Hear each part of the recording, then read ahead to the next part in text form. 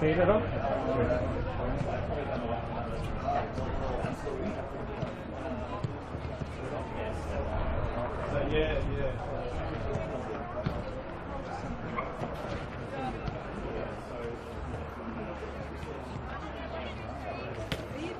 Me and you will do it. Okay.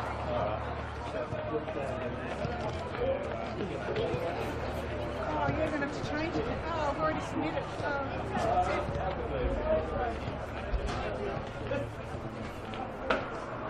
Is that all right, Harry? There you go. You generally go and lead around. Awesome.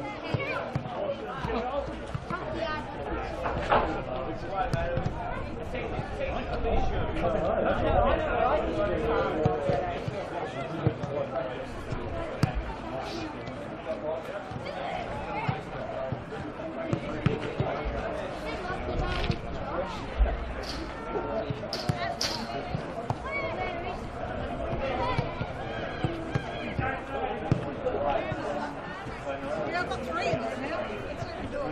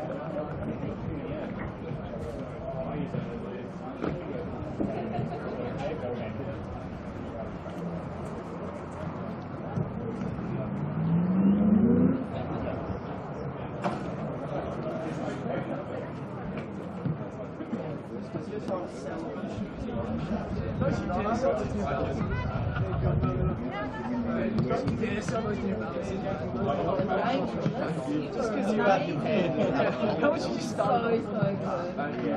Have fun getting that thing.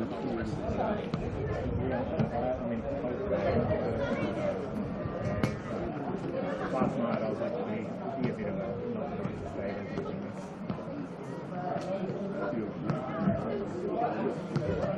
Oh yeah, I was yeah.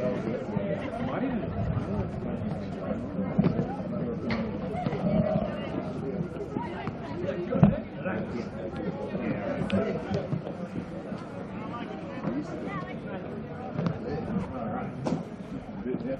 yeah, it is a bit funny. Those guys that actually advice set up.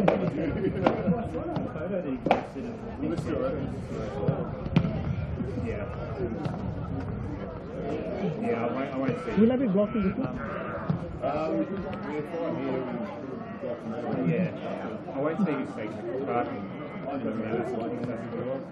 Yeah, well, I was just,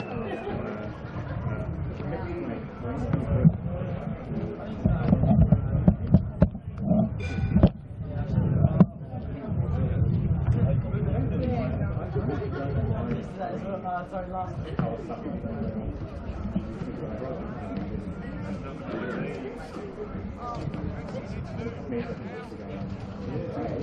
But,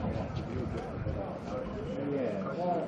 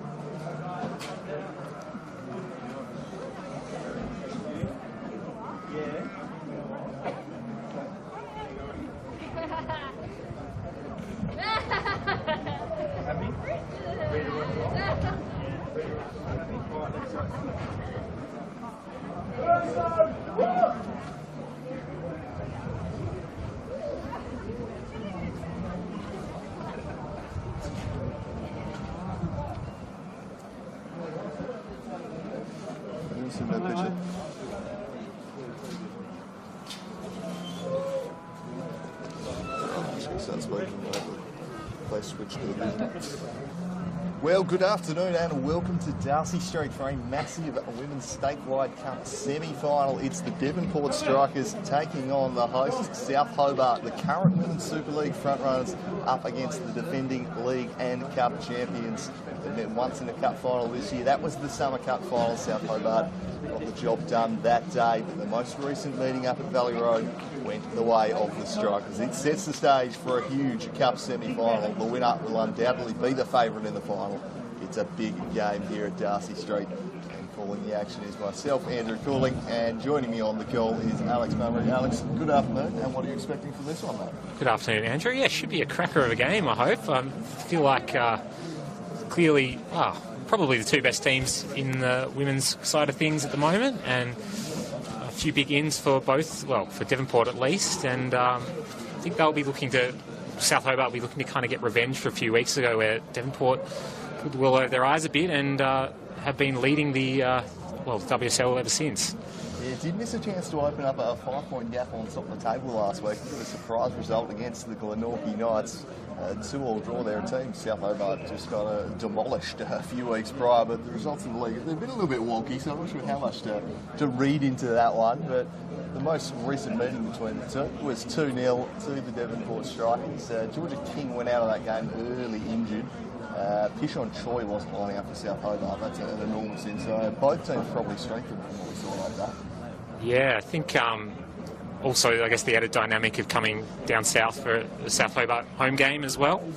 Yeah, I'm really looking forward to this one. I think, it was almost a bit surprising last week with that 2-2 draw against Glenorchy Knights. They're definitely a team on the rise, but the way that Devonport have looked thus far this season have been very efficient, very clinical, and just winning a lot of games, and that was a little bit of a slip-up, so I wonder whether they'll be motivated more from that, or it's a big game anyway, cup semi-final, all to play for. Can't really get more motivated than that, I guess. Absolutely, a spot in the final on the line. The other big team news is Sam Hardy starting in net for the Strikers today. She's a capable deputy, but I think they'd much prefer to have her in the midfield than in goals for Callum Mitchell out with an injury. So a big swap in goals and a big job for Hardy in net today. Yeah, that will throw up a bit of a banana skin as we get underway here at Darcy Street. I think that can always throw up a bit of just a bit of discomfort amongst the back four, and yeah, just a different look for the midfield of Devonport as well, which you see McMullen coming in there as well. It's played forward by Choi. The two number 17s, I think, are going to play a massive role for both sides today. We know what Choi is capable of in the goal-scoring role. Whitney Knight's probably the best player in the league for me so far this year for the Strikers. What a gift to arrive on their doorstep she has been. And South Hobart going to need to shut her down as charging that one down. Lucy Foot didn't quite reach it. Yeah, I think they kind of can play her in a multiple range of positions. So you kind of see her floating in the 10 position at the moment, but she has kind of played as a false 9 and an out-and-out striker as well this season. So interesting to see how that evolves through the game for Devonport. She's already won them a couple of games with late goals. Sullivan forced this one forward, trying to spring foot, but covered off by Bridget Wright. Sliding in alongside Sophie Westwood in this new look South Hobart defence this year.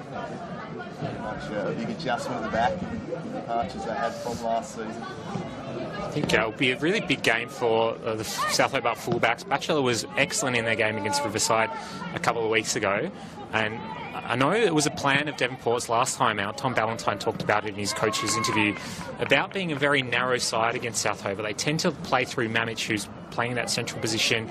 Watkins is inverting on the wing out there. She likes to cut inside. So they put all their eggs in this narrow basket, and I think that run from Batchelor could be key today for South Hobart. She's a fine player, mate. The Tasmanian side that played up Utah's a couple of years ago as Mamich slides this one through. Can't quite release Browning. But yeah, Batchelor will be a key player. And Watkins has settled in nicely into the South Hobart lineup. It was a reshuffling they had to do given the player departures, but proved well was trying to get in now is Capel. It's a good ball for Knight, lifted over the top of the run of Maddie Payne. Well defended though, nicely done by Batchelor. We'll steer that one clear. This one across, this one might fall for Maddie Payne, but nipping in was Bridget Wright. Saw it away inside. Yeah, nice little intercept from Bridget Wright. Very wily, quite agile player. She's not very tall as centre-back, but really good at mopping up, and that was a good piece of recovery work. But Devonport looking quite threatening just in those sorts of areas. As they go through now, this is Annalie Bidwell getting on the ball. She'll get harried off it. Watkins now. And Bidwell with the foot in. Louise McMullen gets it away to Foot. Foot harassed off it. Batchelor now displaying that run and plays the ball in the middle. No one in there. Forward to Byers. It's a good ball outside for Choi. She looked to have a shot and very easily closed down in the end. Didn't really jinx the player. I thought she might just take it on there. It looked to kind of put it back in the mixer. Yeah, for Sean Choi. Knocked off there by Wiley. A nice little ball from Graciela Baez. It's the big kind of Lucy Roberts shoes to fill in the South Hobart midfield. Doing a pretty good job of it so far this year. Foot working that one back to Sullivan. In the middle, Baez crashing in, but Foot able to steer it back to Sullivan. It's worked off the football though. Pass and leads Watkins. Sullivan just with a slightly misplaced ball back. The defence for Bidwell. You notice Devonport have been trying to play out this season. Anytime you hear sort of Georgia King's interviews, she's been talking about the style of play they're trying to implement this season with the change of coach. And I think you can see their little triangle plays through the likes of Abby White and Foot, really trying to play through that midfield at the moment. But South Hobart doing a good job to press them. I think that's going to be the real dynamic here. If South Hobart can win the ball high up, they'll create opportunities. Yeah, they've kind of had to find a new way of playing. Sans Jasmine White, who was so often that bailout option last year, just chip it over the top and let her run. Hobart on the attack here. A more considered build-up this year for sure, as Foot works it up towards Maddie Payne. Big role to play in filling those goal-scoring shoes on Jasmine White. Knight just was contest. Still done by Bridget Wright. Normally a very cool customer, looking quite serious at the moment, Whitney Knight. Solemn face. Yeah. It's a bit of Plenty of experience to this game, doesn't she? Oh, yeah. I think called a game down in Kimbra a couple of weeks ago, and you can just see how much time she has on the ball. It's really excellent. But it's Choi, South Hobart now. Mamich cutting inside. Sets it up looking for Choi, but eludes both her and Baez. And we'll find Whitney Knight. And Devonport might look to counter, but she's just holding it up at the moment. That, again, just gives that sense of calm to her team. Ball through isn't a good one and does get cut out. And Hannah Johnson able to clean it up. Interesting play here for South Hobart. Now they're trying to build up a little bit. Devonport aren't really pressing high, but they're making it hard work in this sort of area. There's a lot of yellow shirts in the midfield, but not a good clearance. And Baez with some nifty little feet. She'll bring it away. Chance perhaps for Watkins getting behind, but Sullivan decisively clears the area. This side really breaking in behind the lines early on here. I'm just trying to kind of see how Devonport is setting up defensively here. It's got just Payne and Knight up top, and everyone else is kind of back in a defensive position for now. And McMullen and Foote, they've been an excellent combination. McMullen's been playing right back, so they're trying to reprise that while McMullen's in the middle. Casey Ponting at the back playing against the side she was in goals for last season, of course. For a few clubs in the Super League in recent years. Previously at the Zebras, prior to that, Casey Ponting. Capable keeper, very good with her feet generally, but they've turned it over here, and here's a chance for Whitney Knight. This is one wide of the mark. Shot in anger of the contest. Yeah, she will shoot from kind of any distance, and she's put a few great ones away so far in her tenure for the Strikers. One sliding away and out of play for now. And sort of a 50-50 start. I would say Devonport have looked probably slightly better for mine overall. But again, it is just early days here, only 7 minutes into the game. Baez battling away there. White up now to push on Choi down the wing. Let's get it out of play by Riley. Rowling goes down, draws the free kick. There's a threat from set pieces South Hobart. Push on Choi. A habit of bombing up from set pieces in big games. Getting back from this one as Westwood punts it up to the top of the box. Either way, Choi battling with Capel. Choi dispossessed by Whitney Knight. Knight draws a few, plays a nice ball to Payne. Payne back to Knight. She spied the run of Capel and wants to head out there, but couldn't quite get the pass away. Choi breaking that up. On the line trying to spring Browning, but again getting a foot in Annabelle Wiley. Thought that might have been offside against Capel, but the ball didn't get to her.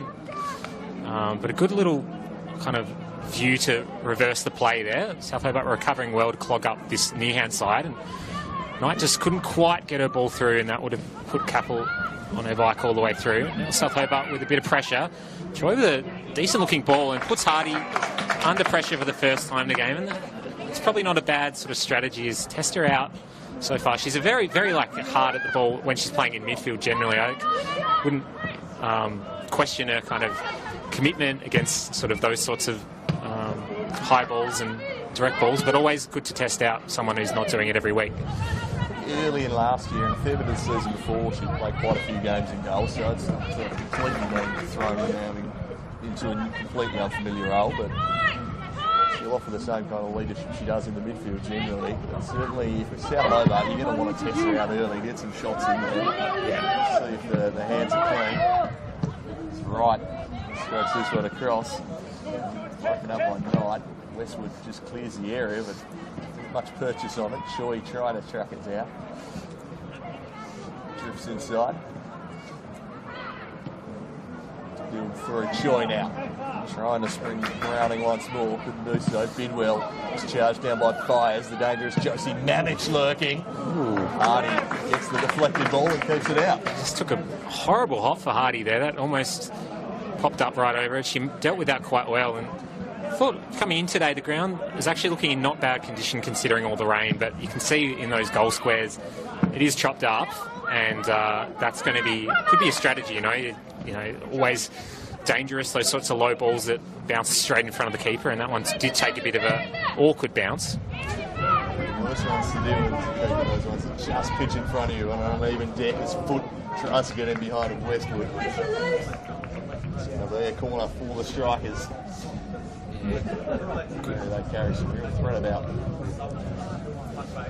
Yeah, Knight will be probably the one to take here. Sort of struggled to get it right again a couple of weeks ago at Kingborough, but they did. She had enough of a chance to really nail it right at the end, and they scored a goal basically off the corner soon after. They do have kind of a fair bit of height with the likes of Abby White. Georgia King's not coming up for this one. Looks like Wiley instead from centre-back, and Maddie Payne as well. So, fairly tall customer. And South, really only, I would say, Westwood and Johnson, maybe Watkins, could match the type of height they've got in the box. Knight slips over in that one, and Bidwell, she's come up as well. She'll try and get away and can't weave her way around. Knight will get through the tackle of Bridget Wright. It's about 3 South Hobart players and looks a little dink inside towards Annalie Bidwell, who's stayed up there. Good little vision, but way too much on the pass. But that's a sort of kind of spaced exploration she can do. Take 2 or 3 players out of the game, play one ball in there, and really just, be a really top threat at the top of the box for the Strikers. So a couple of times she's drawn a crowd, an opportunity here for the Strikers. This one's just struck right off the bar. Abby White might catch that one, but a bit of swirling breeze developing here at the moment. Yeah. So we get to put some high balls on Ponting, perhaps the in-swingers from the corners, and into the 6-yard box. We were remarking in pre-game how unpleasant it is for the spectator day. It's quite a cool day, and that wind not making it any easier. For players, it won't be too bad, but if that wind does arc up, it could create a kind of difficult match for both teams, really. South, the skipper Sophie Westwood dealing with the threat of Capel there. She's started this game nicely, Westwood. A few important interventions. Capel presenting. As for White, might find her with the throw. That appearance finds its way to Browning. She heads it right back into a dangerous area where Payne was lurking, trying to make a nuisance of herself. And the red shirt's back to deal with the threat though. McMullen now shifts it across, well broken up by Graciela Baez. King will collect for Devonport and look to reload the attack, but it was a bit of an underhit pass to the outside of the boot, and it's put Mamich kind of in a good area to press the ball. It's Bidwell into some space, a bit of a heavy touch, and yeah, against South Hobart's press, if they can implement that today, that's what they'll be looking for. Really could almost just have released Mamich in behind there. Just that slightly underhit pass from Georgia King.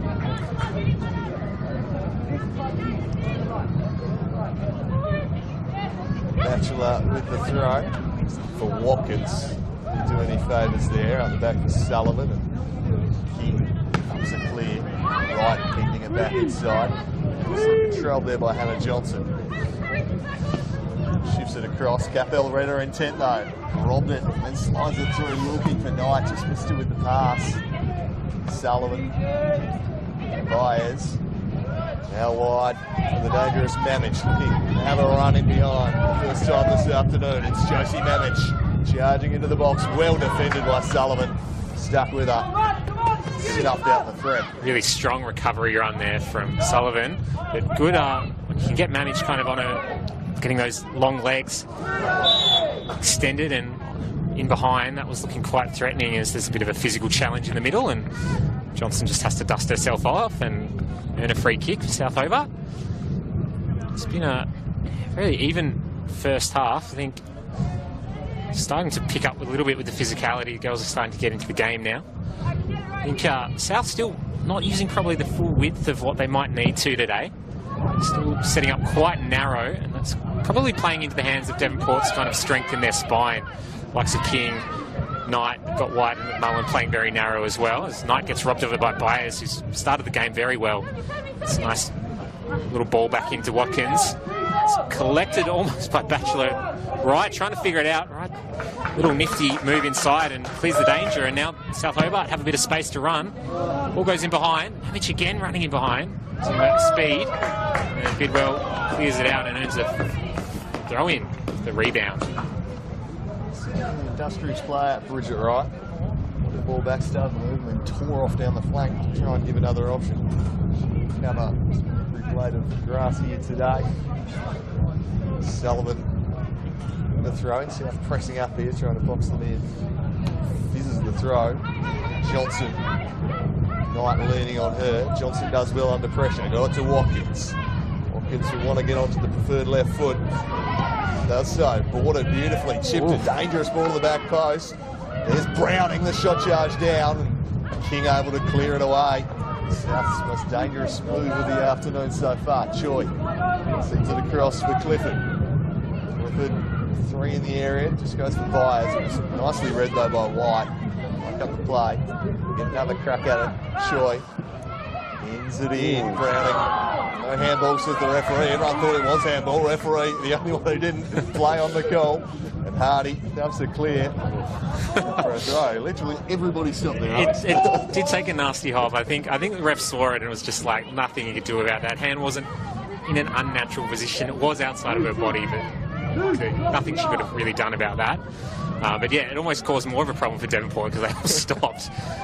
But South looking threatening here. A few kind of deeper crosses that have been pretty dangerous, and had a few balls that they haven't quite been able to release. Choi's just been sitting at the top of the box, and Devonport have been aware of being able to kind of stop that little ball to tee up Choi, but Watkins has been also smart enough, if that option isn't on, she's been hitting the byline, and yeah, very dangerous little kind of bouncing ball, chaos ball areas for South Hobart. And here's Choi with a long effort, and this floats over Hardy, but deals with it well and will release Abby White straight away. Press comes from South. It's a good press, and White's ball doesn't find its intended target. Bridget Wright displaying that a sneaky speed that she has and just collects easily. We'll reload for South Hobart.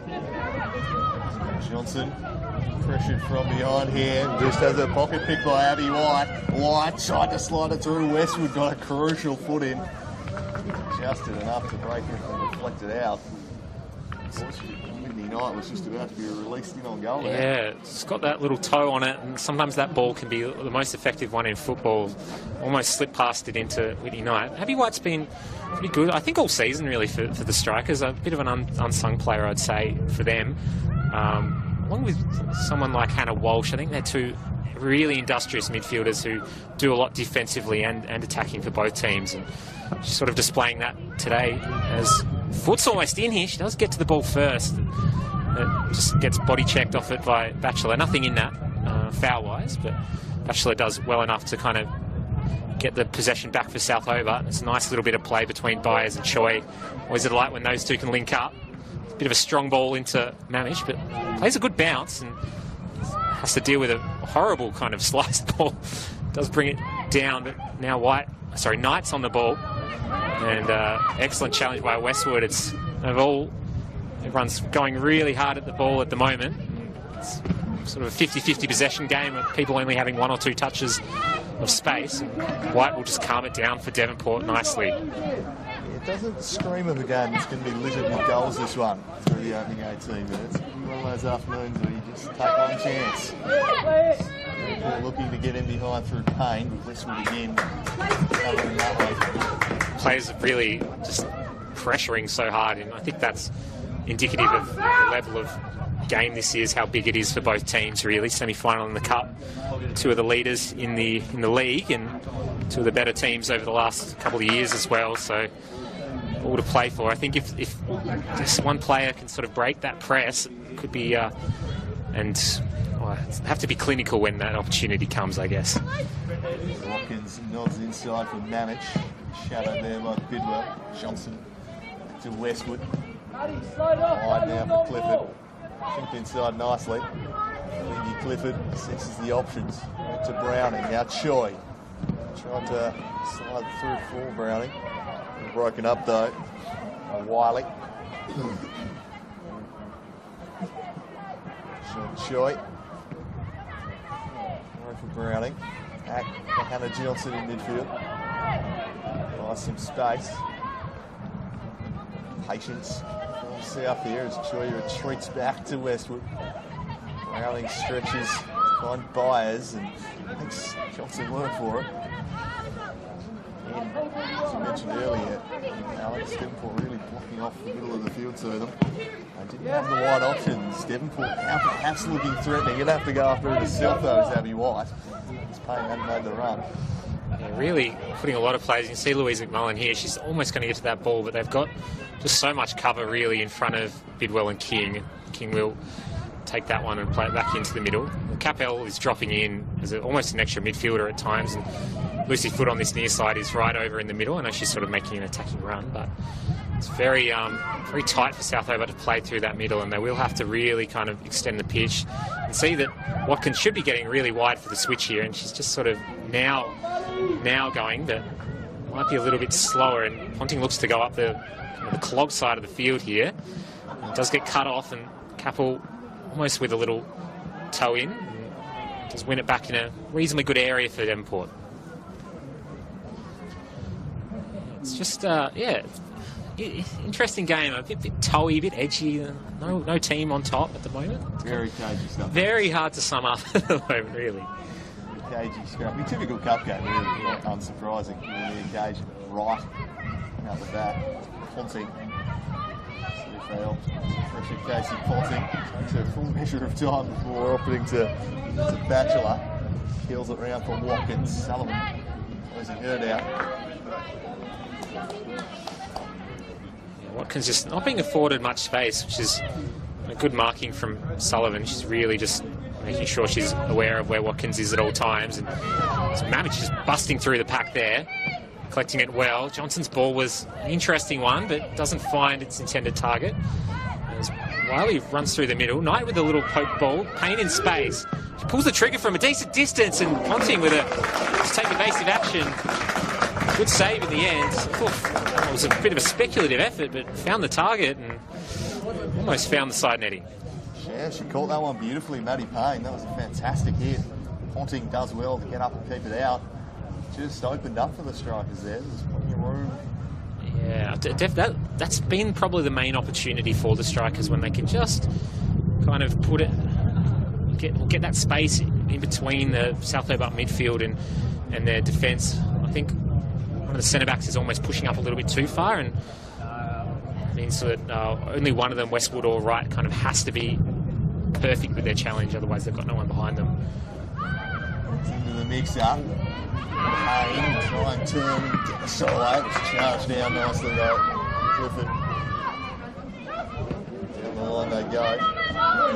Batchelor charging on down the flank here. Sullivan down, there was of course a handball, not heeded. Watkins does well to win the football back. In the middle for Johnson. Spreads it wide. Clifford, sure he's made a run in behind. Bidwell gets across to deal with it.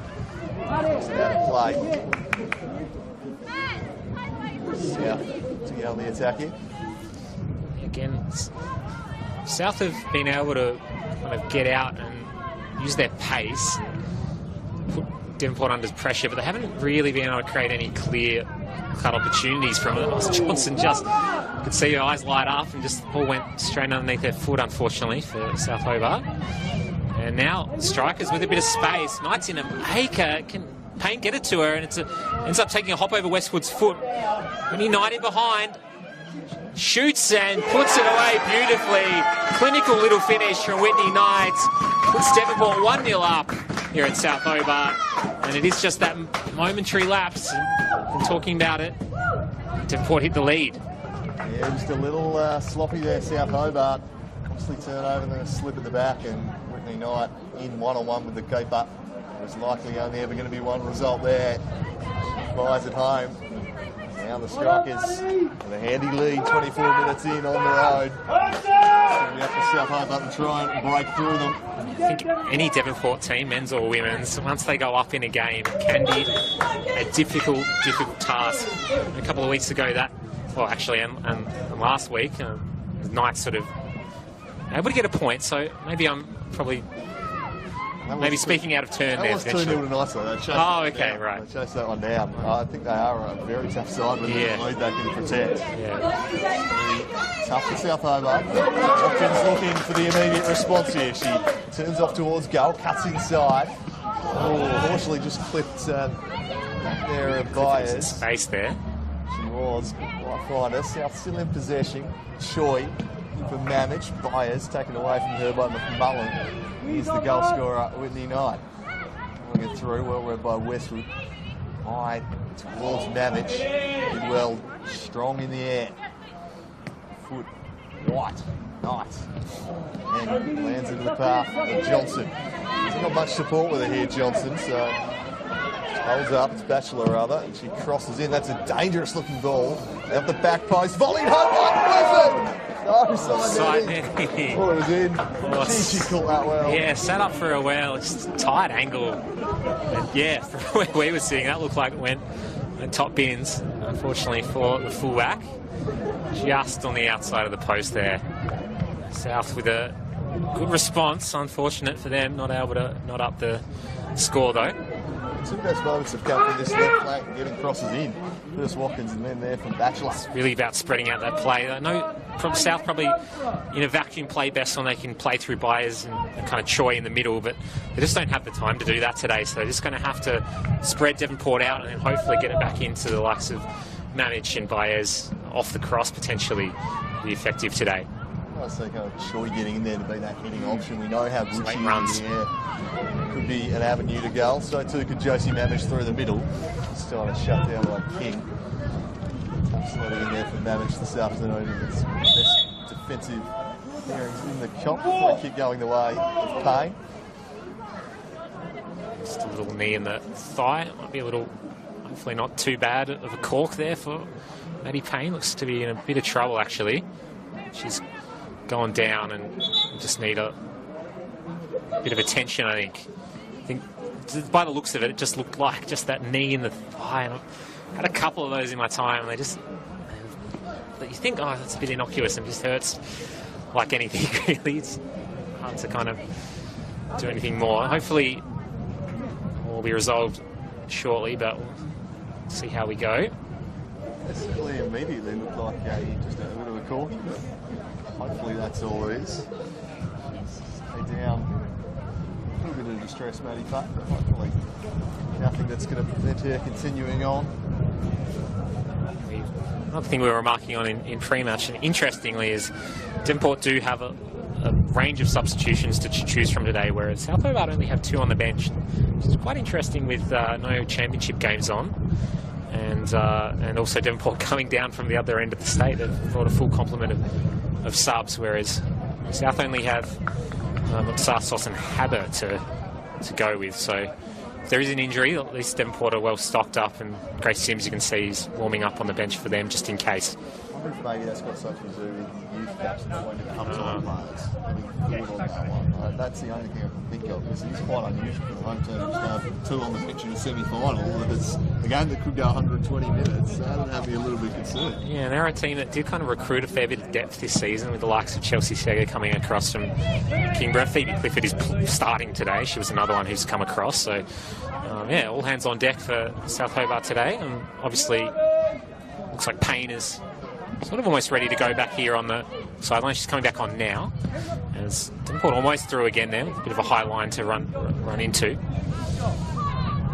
like it was just going to be there for Payne. She's see her back out there. They can feel, they've done one before, they can feel like they've done the muscle.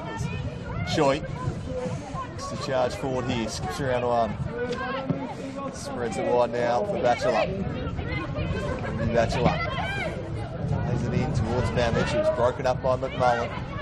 Johnson. Byers. Spreads it for Clifford, but she played the ball behind her. Just need to play it out in front of Phoebe Clifford. Did her no favours there. Really misplayed ball from Byers. Yeah. Real strength of hers. Yeah, absolutely. Normally a very accurate, solid. You can see she's sort of come through the ranks of the kind of high-level development teams in Tassie. Just really plays the right way. But South, those sorts of switches from kind of higher up in the park, I really like that sort of play for them, hitting their fullbacks. Clifford's been open here, and she's been sold twice in a row there. unfortunately for her. But it's better sort of action from a coaching perspective at least. But again, Devonport now, they can sort of sit back a little bit and try and pressure their centre-backs. And South play with quite a high line, and you can see, here we go with another turnover. Turn straight back over from Johnson, and we'll get back through Wiley, the strikers. Back into the mixer again. It's a bit of a mess here for both sides. Captain Westwood just trying to settle things down and ends up bustled off the ball. A little bit too physical from Danielle Capel. I think good sort of move, but just a little bit too much on that. It's an interesting sort of tactical battle, I'd say. And I think South have a lot to work off, but they're just not quite clicking execution-wise at the moment. Yeah, final third, just lacking that Christmas ball movement at the moment. Pass is not quite connecting. Westwood demanding a short option, which surely eventually offers. Westwood will retreat back to Ponting. Right. It's up. Sit across now, Batchelor. It's the direct ball. The Mammoth direction. Bidwell wins it. That's the throw. Won't get it. Bidwell absolutely convinced that came off South Hobart player. Looked to my eye that it came off her last. And a bit of banter up here in the stands. Tell you what, you think this is at Valley Road, but the crowd here at the moment. Yeah. Striker's faithful, good voice. Not loving athletes, so it's just his work just at the moment. Yeah, so his work cut out for him. See some of the Devonport juniors have just had a game before this. Might have been the under 21s stuck around as well. So good vibe here today for both teams. So Watkins trying to bustle through a couple of challenges and should keep it in. The flag's gone up on the far side. Yeah, Devonport Strikers fans really getting into it here at Darcy Street. To say, the atmosphere generating. Yeah, the 21s playing before here. Imagine they were heading back on the same bus. Sam Hardy drives this one, not great distribution. Straight to Byers. Mamich now dinks past Bidwell. Bidwell lifts a foot in. Mamich's crosses, fumble, but not to the lurking Browning. A dangerous moment. It's the sort of cross you want to see if you're a South Hobart supporter, right in the dangerous area. Hardy flapping at it. Made a good save in the end, but right on the danger zone. And Choi will try it again. Mamich is in the area, away by Bidwell. Wiley has a bit of time to pick her clearance and finds Payne, who's 1-on-2. Now the Devonport Cavalry coming through with Knight. She switched it back to the reverse side. Tries to play Payne in instead. A little bit strong on that one, but that's the sort of opportunity that Devonport are looking for. Playing kind of really on the break the last probably 15 minutes, and it's worked so far. Whitney Knight's goal has come from that. And put her in 1-on-1. I think that's going to be a goal pretty much every time, and so far that's been the case.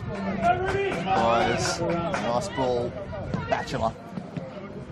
Now Watkins. They're on the Calmore, Jinx inside. Lovely stuff there, gliding through the middle. Watkins was broken up. Foot for Payne. Hold up play there, centre court. Now wide for McMullen. Drives it for Foot, who heavy touch. I think she thought she was going for an offside position, to be honest. Mamich controls. A little push in the back there from Bidwell. Really good feet from Josie Mamich. Lovely little touch away and picks up a foul for her troubles. It's, South have it's been a bit of an interesting, they've really probably got the momentum behind them at the moment. They're still finding it difficult to really carve out really clear-cut opportunities, but they're putting the pressure on, and that's really all you can ask at the moment. It's been a pretty good response to going a goal down. Batchelor floats it in. Now find Byers. It's headed well clear. Just spring on the break again. Mamich lofts it over the top. Hardy will collect that one. We've just been in that sort of area for South where it's come a little bit unstuck. They'll get through sort of one challenge and then the ball might be a little bit heavy, or the ball takes a bit of a hard hop to control and it just hasn't quite come off right at the top of the box and kind of further on for them thus far. Mamich applying the pressure, but been able to play there with through. Knight shut down by right. Here's Choi. Looks up.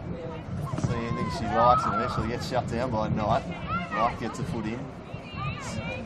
Payne having a away. Back we go to Ponting. This is Darcy ball for Westwood. They want to carry out. Myers, Clifford, shut down. Another thing that South Hobart are doing is they're playing a very aggressive formation at the back, often only Wright and Westwood at centre back. Batchelor's hung back here, but you can see Clifford and Batchelor now all the way up, and it means that Devonport can get 3-on-2s, and that's, I think, in any other game they'll just overwhelm opposition South Hobart with the amount of players they can get forward. But it hasn't been the case thus far. That's a little deflected cross from Watkins and goes out of play. But Devonport are able to deal with that kind of pressure at the moment, and it's creating opportunities for them on the other end at the moment. Well, into the goal. Suddenly had the numbers there. A slip and suddenly became a 3-on-2.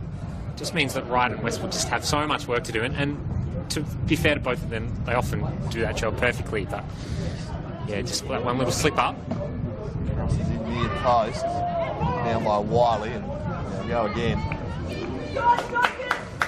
South is starting to create a few opportunities here.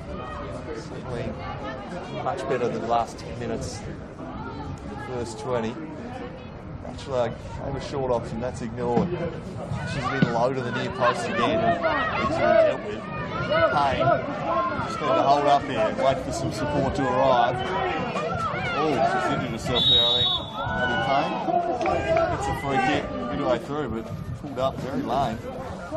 Yeah, just a little clip, and I don't know if that's a little, looks like a different aggravation there. A little ankle tap. Nothing too hard from Batchelor, definitely going for the ball, and Devonport looking to take this one quickly, and Lucy Foot's in behind here.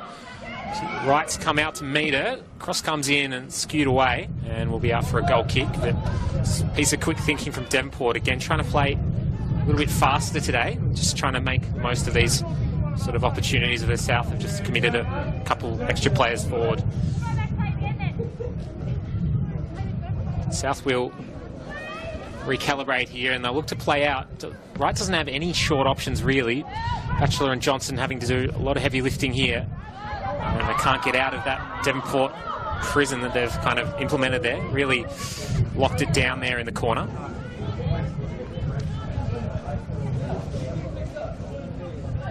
Johnson. Behind Batchelor. Devonport throw. Down over that one. Sullivan strides up to tap. A few bodies forward here for the strikers. He's looking for Foot. Put it away from her. Back towards Sullivan. Watkins interjects. Throw for the strikers. The 8th minute of the first half here. Sullivan for experienced Foot. That's play for a goal kick. Sense here, if Devonport do manage to score another goal here, they'll just blow the game wide open. Just before half-time, that'll be a real killer for South Hobart. And by the other side of the coin of that is, if South can get a goal going into half-time here, it'll be a big momentum boost for them. They've had a little bit of difficulty playing out in the last 5 minutes though, and I'll look for another little counter opportunity here at Devonport. As Capital's pass doesn't find Whitney Knight. White's just a little bit lazy almost, and now managed in some space. Hasn't had much of that all game. Bidwell tries to meet her, and it's a little bit too direct. I think Browning trying to run through and had McMullen and King for company. Hardy will just survey things and get it back underway for Devonport. Actually quite trapped that one. Capital with a foot in, back to fish on shot. Inside for Browning, the pass just missing it though. King steers clear. Whitney Knight, lovely ball for Capital. Might have the legs to get there, and Westwood across. Knock it out of play. There is space in behind Phoebe Clifford. She's pushing up pretty high there, and Capital had the space, but it's well done by Westwood to cover. It probably wasn't the best ball for Capital, to be fair to her as well. But yeah, they're just sort of, I wouldn't say they're sitting back Devonport, but they're really looking for that quick ball into that kind of space behind the fullbacks when they're pushed on. Got no need to overcommit forwards. A 1-goal lead, Cup Road game. Going to make themselves hard to break down. I don't think South are going to get big looks. Got 2v2 at the back from here on out. There's always going to be plenty of bodies back there. Shooting through midfield to Choi. It's up the building. Watkins is in some space on his left-hand side. Mamich. Johnson. Now Browning. Browning threading it through for Clifford, who's made a good run. It's Phoebe Clifford in the area. She drives to the near post. Doesn't get any power on the shot. Just lost her footing. King saw it out of play for the corner. That's why she is pushing up. Like, she can get in space like that. It's looking very dangerous for South Hobart. It's a risky strategy, but almost paid off there again. She's had a really good opportunity that first time. Potentially could have cut that one back up to the top of the box, but I think she did sort of take what was given to her there to try and hit the byline. Earned a corner, so well done to Clifford on the counter-attack there for South Hobart. Looks overly threatening from their corner so far, South Hobart. They're starting to amass a few of them. Find something huge. Moving in again. Doesn't make the Phil's defender. King away. If they're going to keep swinging it near post, then they've got to stop sending Troy up to the back post. Yeah. Devonport have camped a lot of players back. They've only got Maddie Payne, who's up forward, and South are actually keeping 2 players back at that time. I think it was Hannah Johnson and Ruby Batchelor. They're camped at the top of the box, so it's going to be very hard for them to win the first ball, and that if that ball doesn't find those 2 players camped at the top of the box, as Byers sets up Choi, who's at the top of the box here. And Batchelor looking to shoot, blocked away by Foot, who's in a really good battle between these two today. Foot's been working very hard defensively. Batchelor getting it through to Watkins this time. Just turns the corner and Foot clears it away. He's really playing all the way back when Batchelor's been trying to make these attacking runs. Breaks that one up as well. Experienced Lucy Foot.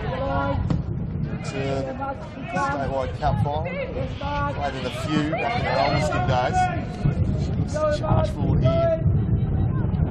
The Reds with a big powerhouse in football. Westwood. Working up by Whitney Knight. And some room in the middle here for McMullen. Capel. Back to McMullen. It's a full ball. Just looking ominous for a moment. Yeah, it was a nice piece of play from Louise McMullen. Just got caught in probably 2 minds there. I think she wanted to initially poke that one over the top, but just realised how much pressure she was under and thought, oh, look, I'll have a go, and didn't really catch it too well there. But another good piece of play from the strikers. South will get it back underway. Byers, ball for Choi, is a little bit under hit, and now Devonport trying to play out from the back. Wiley lumps it forward and finds the feet of Knight. A little ball through to McMullen, who plays an excellent ball through to Cabell, who's found that space in behind Clifford again. Choi's covering for her, though. And it's a bit of a heavy touch, so well done to Pish and Choi for covering that space. But Devonport can just 2-3 passes and they're off and through. And that was another example of the threat they posed. Watkins picks it up and again just cuts inside. Slides it through for Browning. There's not too many red shirts forward here, so it's back for Choi, and now some runs develop. Clifford bombing on down the right. Wiley has it covered. King, Capel. Turning away, but turned into Browning, then skipped around there. Nicely done by Capel. One back by Hannah Johnson. Johnson for Mamich. Isolated here, Mamich. She'll have to go on her own. Capable though. Got a 7-on-1 there for Mamich. Literally surrounded is Watkins. Watkins with a deflected cross. How will that land into the path of King, who steers it away? Westwood. Choi. Put in some space on the right. Inside though, straight to Wiley. That's cleared away. Payne. Foot. Shows a little too much of it to Bridget Wright. Skips free into space and then tries to go around the outside of Sullivan. Just a little heavier than touch to play. There's the right option from Wright. Just got stuck on her wrong foot though a little bit there, and she's got wheels though. And that was been a very ominous run if she could have kept it in. It just ran out of space. So that ball comes back in and off the knee of Abby White. Challenge comes in from Mamich. Doesn't find any player or ball, and will go out for a South Hobart throw. It's a long ball in from Batchelor. White collects that one easily. Really nice piece of play. He doesn't have any options though. Surrounded by red shirts. Right, collects well. Now she can counter-attack for South Hobart. Plays the ball through. Blocked out by Wiley. Ball defence doing a good job here as Whitney Knight looks to spring Maddie Payne, broken up by Hannah Johnson. Sends away. Batchelor. Manage. Turned inside. There was foot and Manage caught foot. Quite a bit of the boot there, and she given a slice of cheese for her troubles. It was quite a piece of foot she got. Yeah, that looks painful. I hear that one.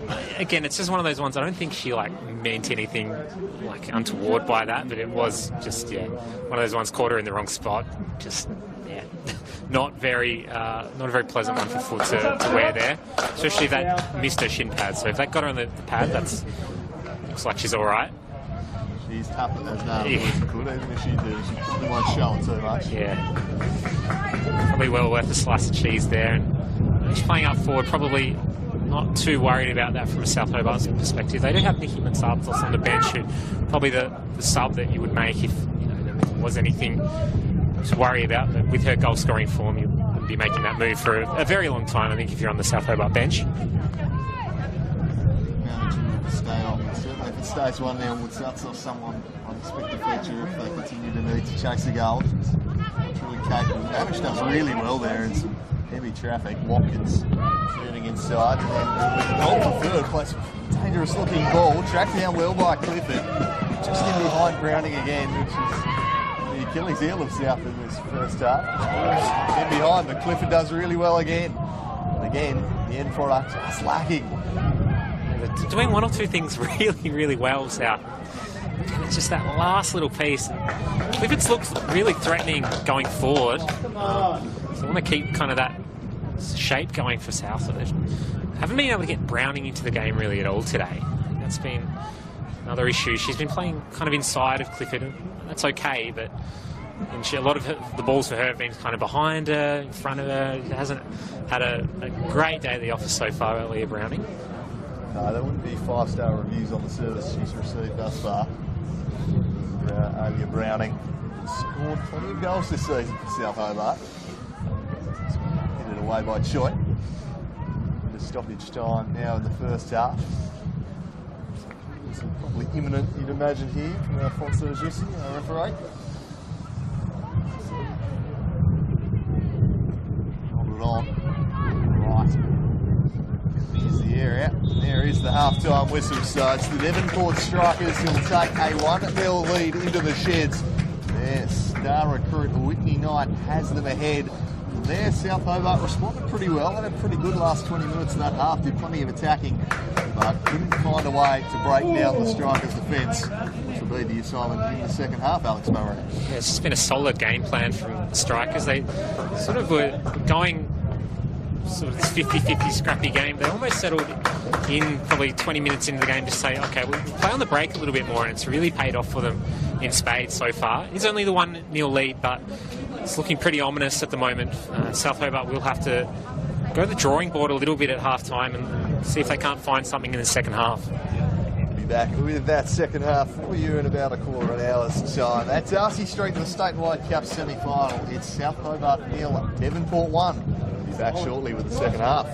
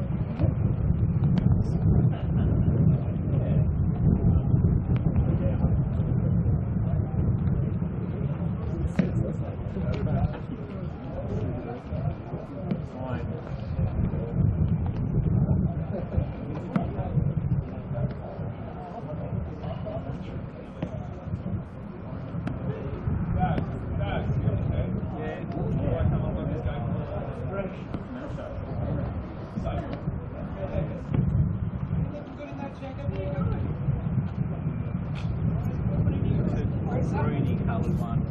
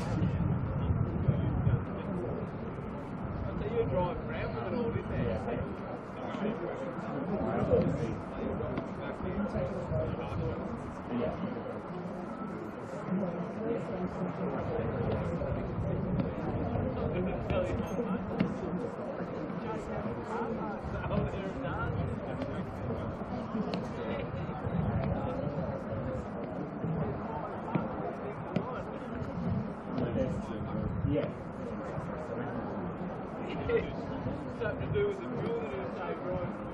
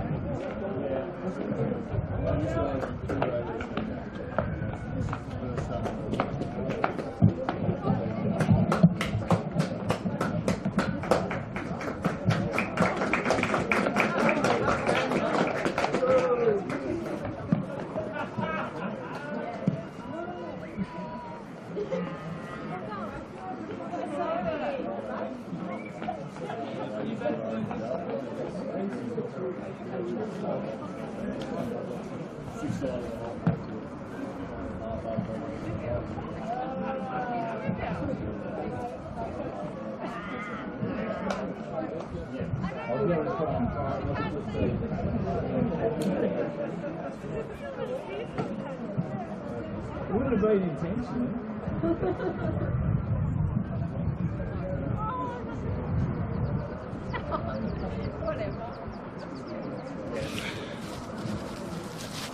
Make you move. Yeah, sure. Should be alright a couple of games in.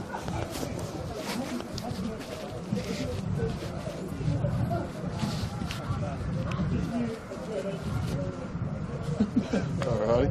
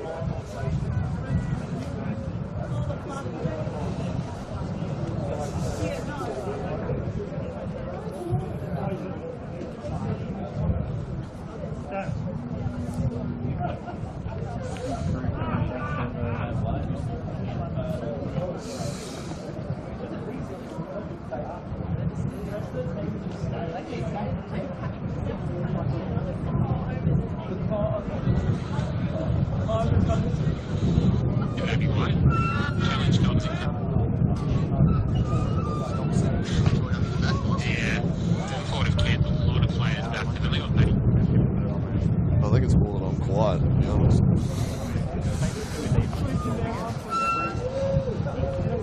Sort of had a few times been in the 2-1. It's hard to know, really. This is why I prefer the headsets.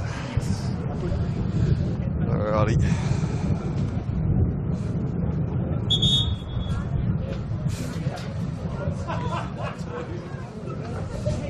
So I think we're back here for the second half at rather cold Darcy Street. The players, their body language telling the story of the weather. South Hobart players have been out for several minutes, all kind of shivering. Josie Mammon still on the sidelines rocking a blanket, which quite an intelligent approach to it.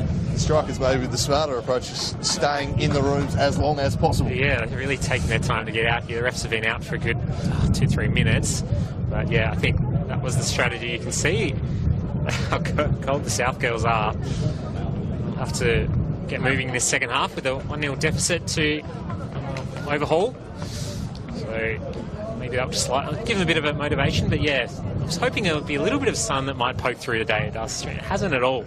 It's been a really frigid old experience on the sidelines here, but hopefully that will, once the girls warm up, they'll be bringing that energy. Yeah, snow on the mountain and obviously fairly close proximity here at Darcy Street in the shadows of the mountain. We're ready to go. I'm sure they'll warm up in no time. It's the host needing a response. They're down a goal as we enter the second half. That one played just in behind Browning. Thumped clear by King. Down by Johnson, who was caught a bit high by a foot. Free kick going the way of South midfielder. I just wonder what sort of tactical tweaks that might have been brought about in this second half. I think Devonport will be fairly happy with kind of how they were playing, given the 1-0 lead. Very happy to kind of have numbers back. You can see here that you've got every player behind the ball for the strikers at the moment, but a good 8 players at the top of the box. And ball will come in to Watkins to collect. Nolan's challenge is a bit of a fresh airy. And a little ball across to Choi was decent, and Watkins, sorry, for Clifford, mistaken by the blue boots, and kind of follow-up shot is well off the target. But for South, they need to keep attacking, and that's kind of been playing almost into hands of Devonport. I know that sounds a bit counterintuitive, but they've been able to play on the break really well, and I just think the aggressive fullbacks have left a little bit of space in behind at times. You can sort of see here with Capel making Westwood come over. Runs out of room though, and will get back in quickly from Clifford. So maybe this is South's and a tweak here, just trying to play a little bit faster, a little bit more direct. Buys around the corner. Should go back into Browning. Starting to get on the ball a bit more, which will be good news for South Hobart. Surely back to Westwood. Westwood wide for Clifford. That was shut down by Wiley. Interesting to see if they do up the tempo a little in this second half. There were times for Ponderson in that first 45. It's a bit like a foul throw. The Devonport players appealing for it. Nothing doing. Clifford trying to get the cross in again. Charged down there by Annabelle Wiley. It's been lively out here on the right wing for South Hobart, kind of overlapping. Trying to get a bit more momentum. That's not the best ball in from Leah Browning. And I'm trying to put the pressure straight back on though, and Wiley runs out of room, and South will maintain possession of Choi trying to make the quick throw in. She has to kind of just pull it back for her captain. And it's a bit too long over that one, but Payne taking a little bit too much of the player rather than the ball. Other factor at play in the second half, probably the wind favouring this end for South Hobart. It should be an easier end to attack from. As this one's cleared away. Choi jumps in and has a shy from range. Didn't quite catch it clean though. It's harmlessly wide of the mark. Just had the right curl on there for Mamage to run onto. Watkins is also lurking, but yeah, definitely shaped to shoot there. And they just don't. That's the space that they have is in that sort of area, and it's not really going to be a very threatening shot. It's going to take something very special to beat Sam Hardy and the Devonport goals from there. So Hardy clearing this one up towards Foot. Foot doing well in midfield, combining with Knight, but it was broken up by Bridget Wright. Hannah Johnson now scrapping away with McMullen. McMullen comes away with it and then gets clipped by Johnson. Free kick in midfield, taken quickly by King. Straight to the back of Choi though, deflected into the path of Mamich. Cleared away for Johnson. Her touch into the path of McMullen. You know, the best move there from George King. They just almost played Mamich straight in there for the rebound, but Devonport get away with it again. So South will move it up the line. That's a good ball in for Mamich. King coming to meet it though. Just the touch just eluding her a little bit. Out the game, really. It's a good run from Lucy Foot. Now it's a 3-on-2. Westwood with a crucial tackle. Not the best clearance. Backheel from Knight. And Foot with a good shot and finds the bottom corner. What an assist from Whitney Knight and a finish from Lucy Foot. Oof, you won't see much better than that. And that is 2-0 to Devonport. Yeah, just beat Ponting for power. Got a hand to it, but broke through, couldn't keep it out. A 2-0 lead. A mountain to climb now for South Hobart. It broke Westwood, broken up the first piece of play there, but another chance. And Foot thought initially just maybe was able to carry it into the box, but instead took the shot on early. Ponting couldn't keep it out. 2-0 strikers. They've got 1 foot in the final here now. It was inch perfect. Really found the bottom of the corner. A heat seeker, worm burner from Foot, and that's where South have just got themselves in trouble. They've had Westwood on an island there. She's had the 3 strikers around her. Did well initially, didn't have any help, couldn't get the ball out of her feet, and then it was a 3-on-2 really, and Knight with just an excellent little back heel to set that one up. It's a really fancy finish. Looking a little bit more ominous for South Hobart now. It'll be very difficult to get back in this game. They haven't had a lot of top opportunities so far. They're going to need to find 2 goals, and they're going to have to commit more bodies forward, which is only going to leave more space for the strikers. Certainly will play into their hands this game script. Someone should be gathered by Ponting. Wants to just go off the deck and try and chip one to Choi, but a bit short. Found Capel, Knight, McMullen. Tepid her for that one, straight through to Ponting. Sets it out in front of Wright. Harry's sends it down the flank looking for Mamich. Sullivan gets a foot in. Cleared away by Bidwell, who's just rocking a pair of gloves in the second half. Astute decision making there from Adelaide Bidwell. Yeah, especially at centre back, sometimes you just standing still a little bit longer than you might like. Just keeping warm will be a challenge in the second half for all players. Just thinking, the game situation, it's going to very difficult for South now, just because Devonport, getting in these sorts of situations, they get another sort of 3-on-3.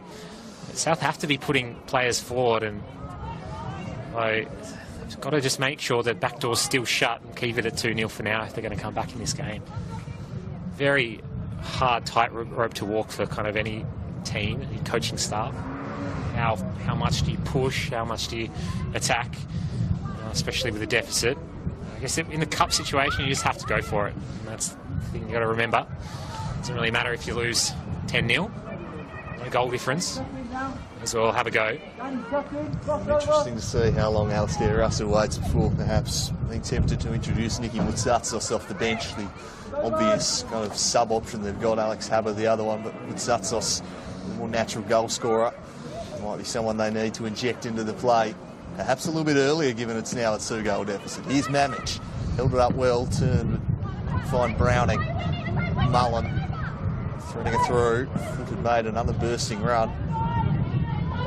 Watkins cutting inside frequently this afternoon. Does so once more and then springs a wonderful ball for Pishon Choi. Choi now one-on-one with Wiley. Wiley defends it well. Choi recovering the football. Turns wide. Choi just holds it up. Tried to skip past Wiley, and Wiley again wins the duel. Been a rock back there, and just couldn't sort of feed out just at the crucial moment there, Pishon Choi. It's the sort of situation they want her in. Here's Knight running through again. Knight one-on-one with Wright. Numbers get back in defence. Almost sprung Payne again there. Another crafty ball, Whitney Knight. A goal, an assist, and very nearly sprung one through there. That little angle pass, that was almost a really nice little ball through. From foot looking for Capel, just a little bit short. You can just see when she can get it on the run, get in kind of isolation plays, she's dangerous. His foot over the top. This has opened up for Capel, but the flag was raised. She was in plenty of space there, Danielle Capel. Floodgates opening here for Devonport a little bit.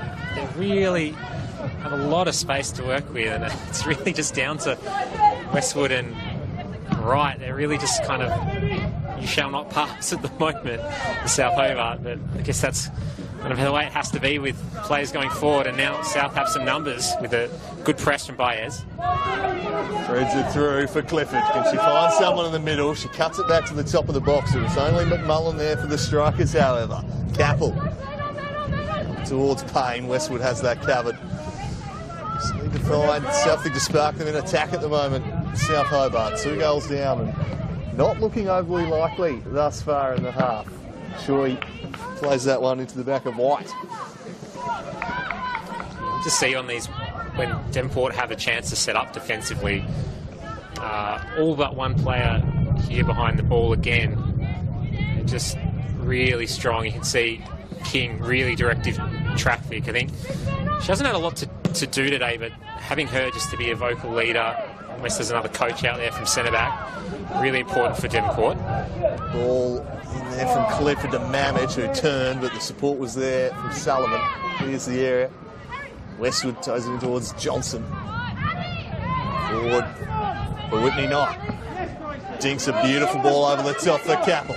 Capel plays the first time ball, looking for Payne. Right, alert and covered it off. She clears it up towards Clifford. Nice play there from Bridget Wright. Clifford, Browning. Return ball just under hit. In the middle towards McMullen. Flicked on for Payne. Now Knight, Capel is just coming back, and now Foot looking to charge down this one.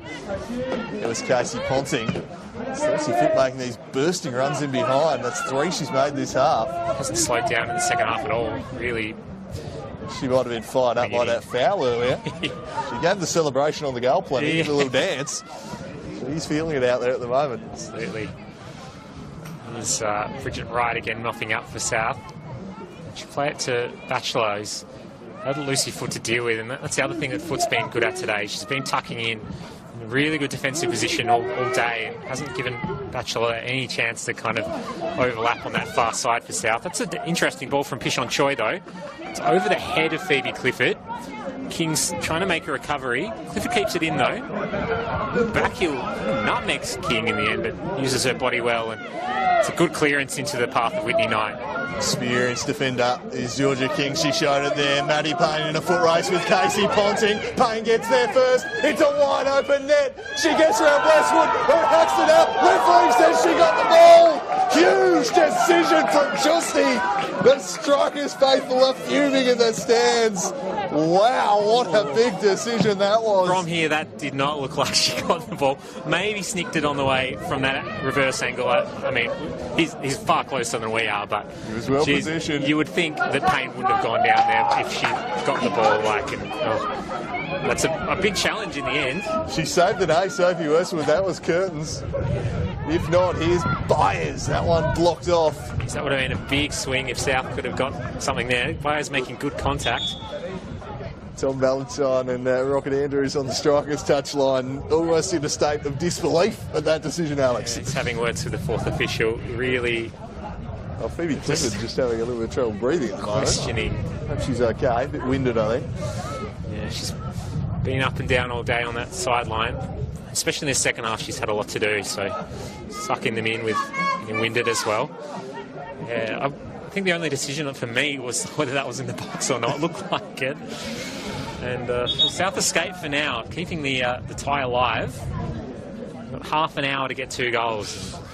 Very interesting to watch that one back on replay eventually when we see it.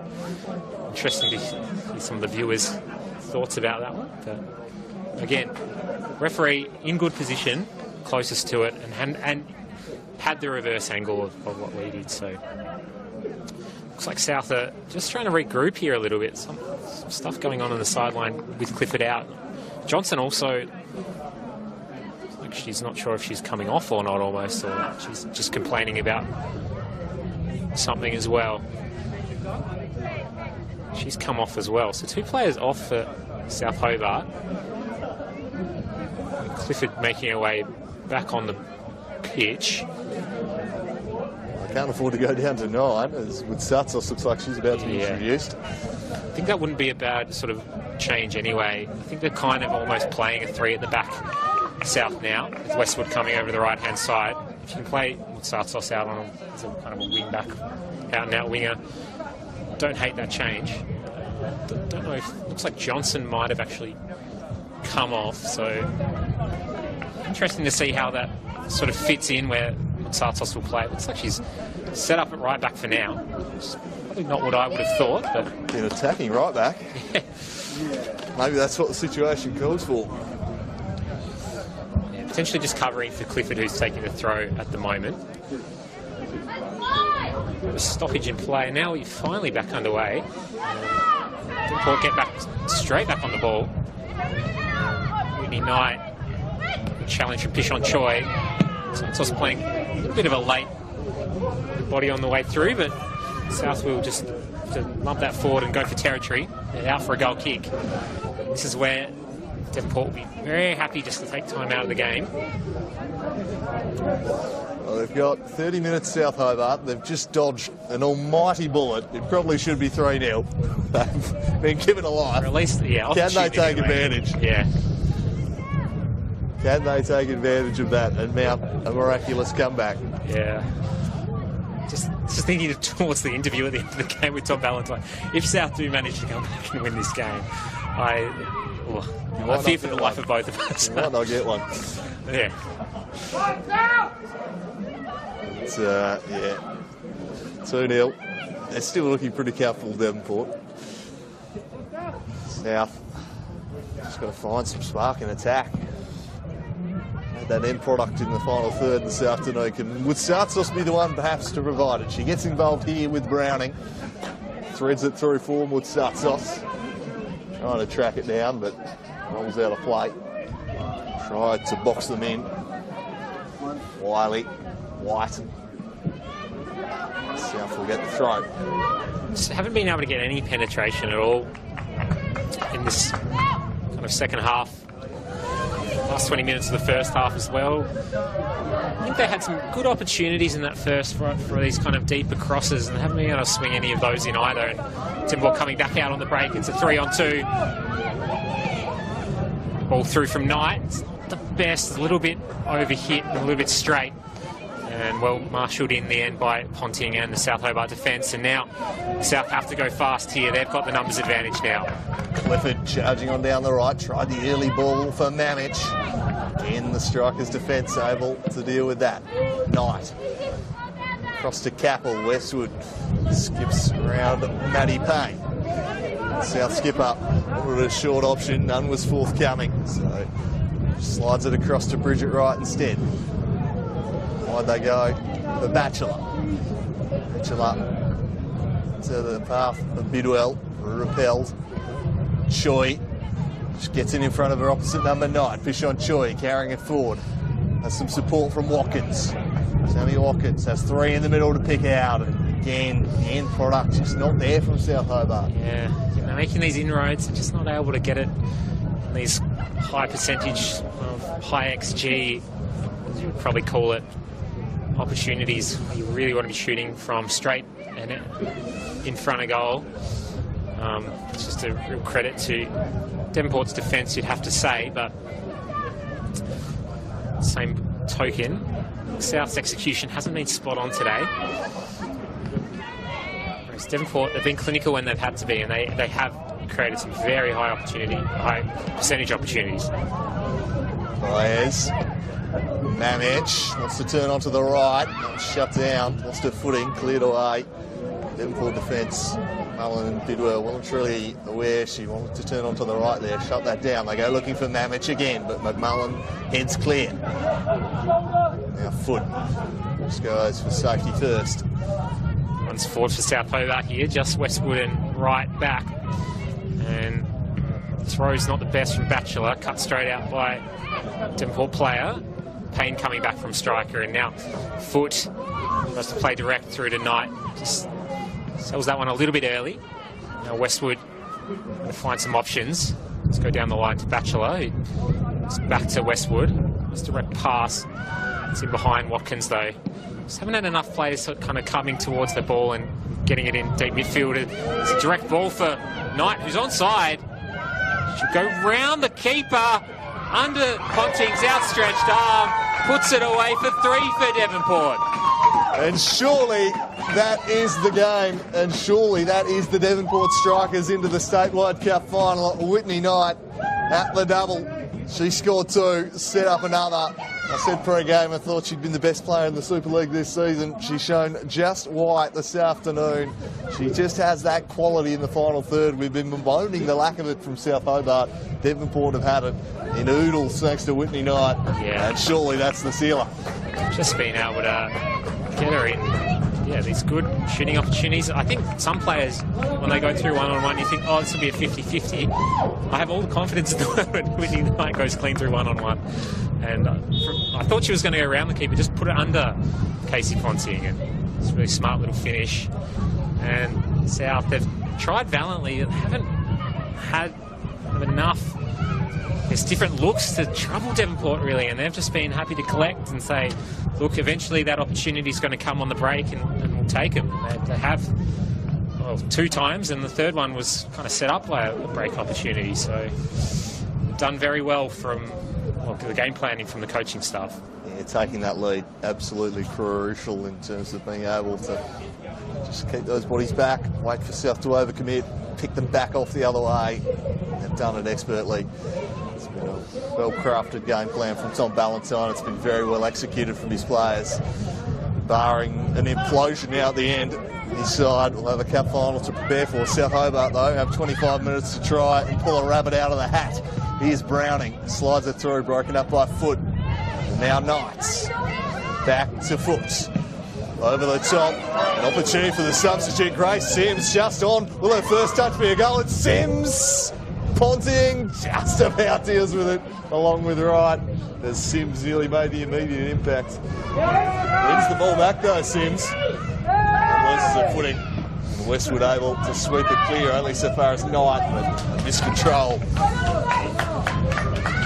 good option to have off the bench if your game plan is that's running behind. Grace Sims has been a bit of a development project for the Strikers this season, and I think in the last few games her confidence has come up so far compared to where she was in the Summer Cup earlier in the season. I'll be very keen to see her cause some problems in this last half an hour.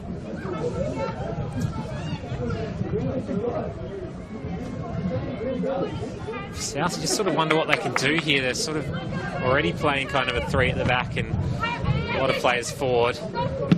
Almost need to be able to chuck more people into midfield, but just been so clogged up in there that they just haven't had any time for the likes of Baez and Choi.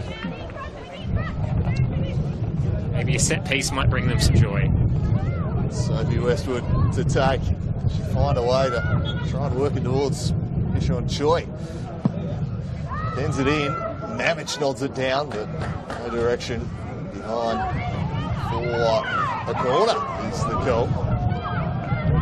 Yeah, You taken by surprise there. Well, that came clear for South Head, but I'll be happy to take that one.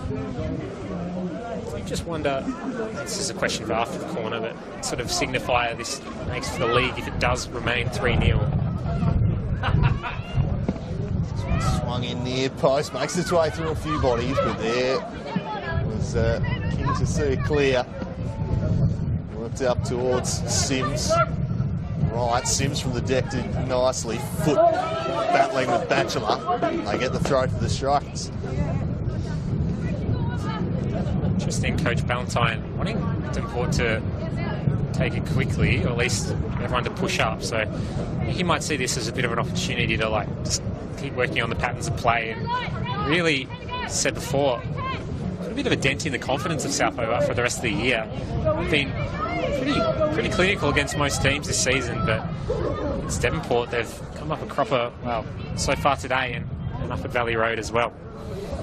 Yeah, look, in recent years, the League Cup double has been a common occurrence in the women's game. It's generally been a good sign for your league hopes if you win the cup. As South, rather inexplicably given that throw in. And protestations has led to a yellow card for Annabelle Wiley. Throwing it away, you're not going to get away with that. Again, probably just not worth doing that. I know there's been a few questions about some of the who's that come off and some of the calls in the last 20 minutes or so.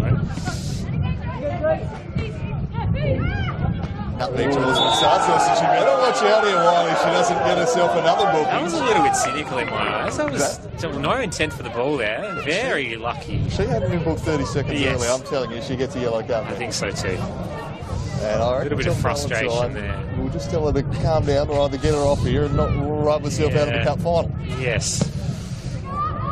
Interesting ball in. Up in the air. White. Poked away by Foot. Byers getting in front. Needed to get there. Hamich does poke her away in front. Just had far too many yellow shirts around her today to have anything to work off. And it really tough day at the office for her today. As Sims now looking to counter for Devonport. Westwood will collect a little bit of pressure and play out with her centre-back partner. Good ball over the top from right now. She's found Mamich in space. Just couldn't quite control it under her feet. And the ball comes into the Matsatsos area.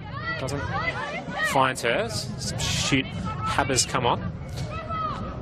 Leah Browning now turns one, but has another yellow shirt for company. Always double teaming these wingers for South. Now Batchelor in space. Hasn't had a lot of that today.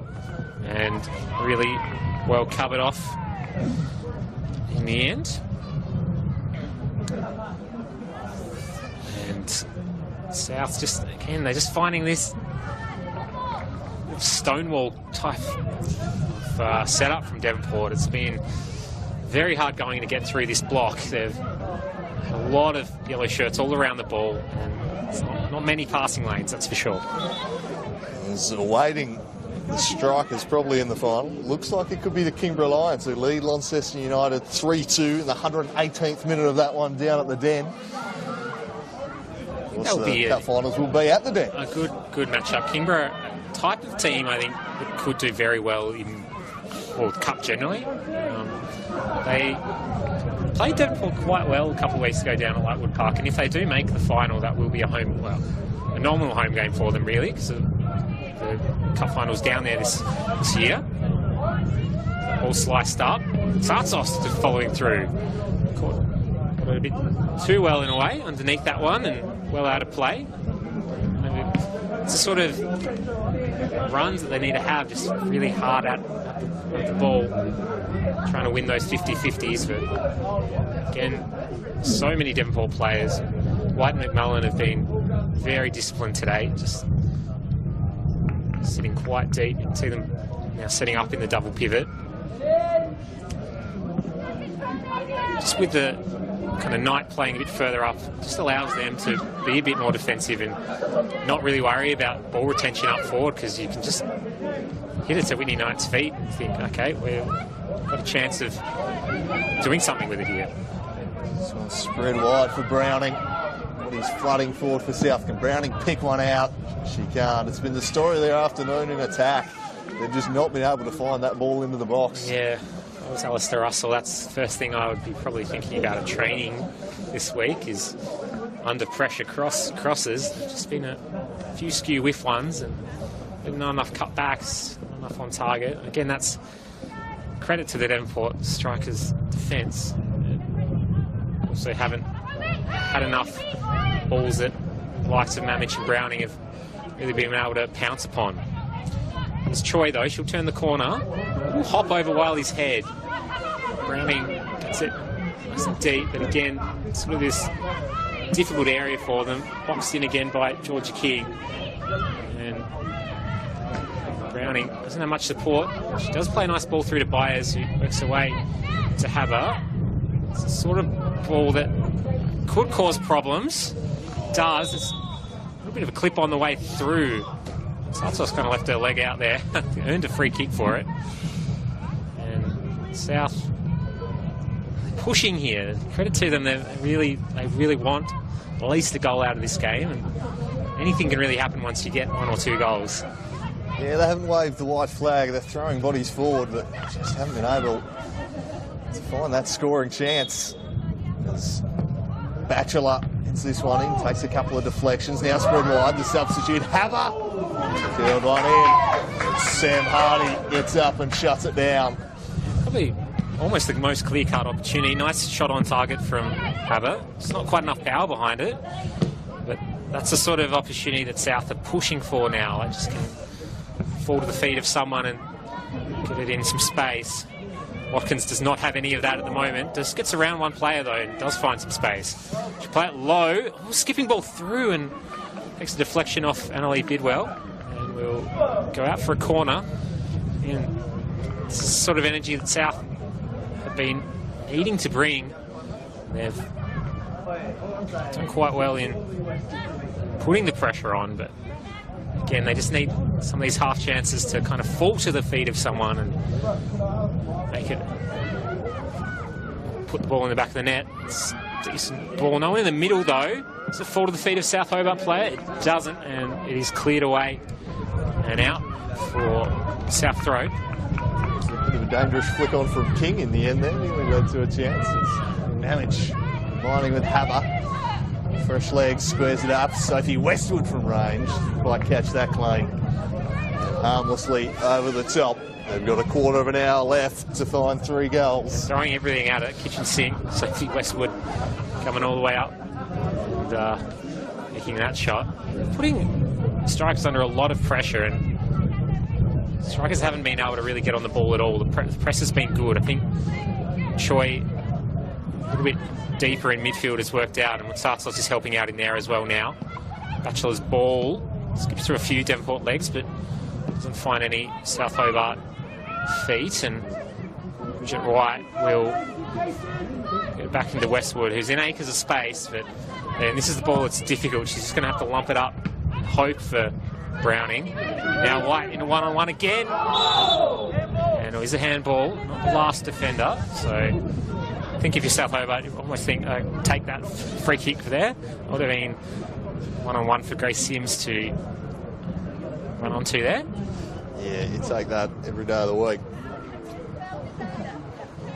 The Strikers should be in no rush here, can eat some more time away. This game well and truly in their keeping. King stands over the dead ball. Bidwell up there, goes a lofted ball, Choi. Byers quite connects, Sims knocked off by Wright. Lead away towards Lucy Foot. Seriously kept that one in the end just strokes it down the line for Wright. Wright for Westwood. The wrong end of the park for the home side though, and they've coughed it up again, although football broken up by Westwood. Watkins couldn't keep it in. Problem for South Hobart is they've got a lot of girls forward of the ball, but they've got no way of getting it to them in a clean way. They need to be offering a little bit shorter, at least one or two players. I know that you want that thread in behind that hasn't really been on for Mamich all day in behind. Here she gets it in some space because she has kind of dropped off her player, and that direct ball in behind is well fielded by Annabelle Wiley.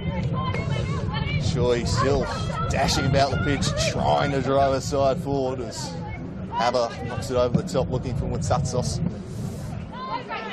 Choi now tracking back in defence, pressured by Sims, but cool under pressure as Choi composed stuff, and then just plays it off Capel for the throw. So they've just got no one in the middle for them here. Mamich comes for it and then just it's taken away by Wiley again, and Sims pokes it through. Foot again. Now Sims in a one-on-one. Can she get past Westwood?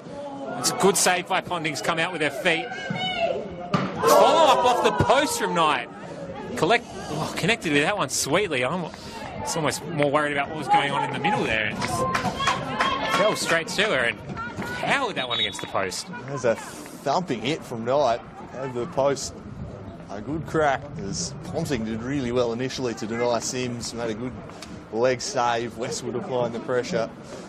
The shot away. As time continues to erode, 3-0 lead. Looking like it's going to be enough for the Strikers. It's the Kingborough Lions who are waiting the decider. They've taken care of Aloni United 4-2 in the other semi-final down at the Den. Dramatic afternoon there. So looking like a Strikers and Lions match-up awaiting us. As I said before, I think Kingborough is in good form and they're really developing a good style. That can cause some problems. I think Devonport deservedly would be the red-hot favourites in that matchup. But as a cup final matchup, I like how that one looks. It's appealing to me. Sort of a upper mid-table club against a powerhouse. Look, anytime you roll out a team with Laura Davis in attack, you're a chance in a cup final. This one's lofted over the top. They've got a few concerns at the defensive end of the park. Seems to have been the story for the Lions over the last 5 or 6 years, really, but they're always capable of scoring 3 or 4 goals, which means they're always a chance in a match. Yeah. Good win for them. I know Coach Cameron Hazelwood would be very happy about that one, and the ball goes down the line. King's getting pressed by a few South Hobart shirts. It's a little bit under hit. Hardy's ball isn't the cleanest, but does find White, who is calm under pressure. And Bidwell has to just get that one away. Knight stealing it off Batchelor's feet. Bridget Wright, who's got a lot to do for South Hobart today, has to be there again. But now, oh geez, that would have been a bit of a hairy moment if Byers wasn't there for South Hobart. It's literally just Sophie Westwood back here. It's basically one sweeper and everyone else forward. Don't mind it, but it just means she's got a lot to do. Bridget Wright attacking from centre back. Here is Westwood, makes the header. Thankfully for South Hobart team, and it's been lively since she's come on. Good ball through to Watkins. She bustled her way through. Here's Bridget Wright, and that ball cut out again. Mullen pressuring. Haber gets around her by Watkins and out of play. In South Hobart, latter part of the second half, they've put a lot of pressure on Devonport, but they've just been able to deal with pretty much all the questions that South Hobart have answered, well, have thrown at them so far. Watkins chips it in, and Hardy with a safe pair of hands. Yeah, look, for all their play around the box and all the bodies they've got forward, I'm sure you can really point to a clear scoring chance throughout the 80 minutes, which is a testament to the job this Devonport defence has done, denying them space. They've broken up the passes. Yeah, South have let themselves down with the final ball, certainly, but I've got to give tremendous credit to the structure and discipline of this Strikers defence. Since they've taken the lead, they have not looked like relinquishing it. And just that middle of the park has just been had almost nothing, South Hobart, like apart from the first 15-20 minutes of the game. It's been really hard work in there for them. Yeah, Byers has had no real influence. Normally such an important conductor for them in there. Choi's been, industrious, but hasn't really been able to impact things too much. They've kind of shut out the key movers for the South zone.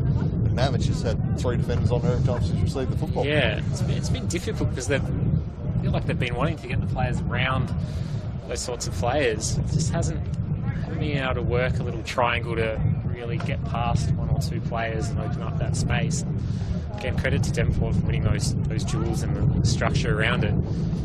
I think that would be a good learning experience for someone like Byers, who is quite young, still very, very talented player. I think first real season at this sort of challenging for titles sorts of levels and challenging for cup finals levels. I think it will only benefit her in the long run to sort of work through these when she gets 3 or 4 bodies around her. Yeah, she's a quality young player. She's going to have to learn to deal with getting more attention. It's a mark of respect. A rising star in the WSL last year. Has started this year pretty well, kind of, as I mentioned earlier, with the massive shoes to fill with Lucy Roberts going down in the Summer Cup finals. She's kind of had to play probably a more prominent role than they might have liked this year. And again, you never want to point towards injuries, and Roberts is a long-term injury. South Hobart just going to have to adapt to that. But I think they are just lacking in that deeper area, just to link their defence and their kind of more attacking midfielders. Choice streaking through the wing here. She fashioned something for South Hobart. Not at the moment. This little Lucy Foot's defensive work has been stellar all day. Really put herself in some good areas to make challenges. So it looks like McMullen and Bidwell being replaced here by Michaela Goss and Gemma Matthews, just getting a few minutes out here at the end, having made the long trip down on the coast for this one, and probably sat very cold on the bench all afternoon. I'm sure they'll appreciate being able to get a run out there. Yeah, absolutely. Always good to come on at the end of the game. Looks like Emily Bidwell's just been dealing with a bit of a knock here. It's just something they'll just want to manage throughout the year. She's had an excellent game along with Georgia King in that central defence for Devonport. But yeah, I'd feel a little bit hard to sitting on the bench, although sometimes it's nice just to see your team win 3-0 and you don't have to do anything. Probably speaks to my mindset more than other players. I feel like most players are desperate to get out there.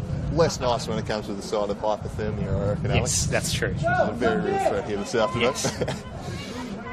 But, Youngsters get some minutes here at the end. The result beyond doubt at this point. The Strikers into that Queen's birthday one-day decider. That one's threaded through, looking to spring Sims. Westwood leading it back to the ball. Ponting just says, take it away. She does. I almost feel for Sophie Westwood at the moment.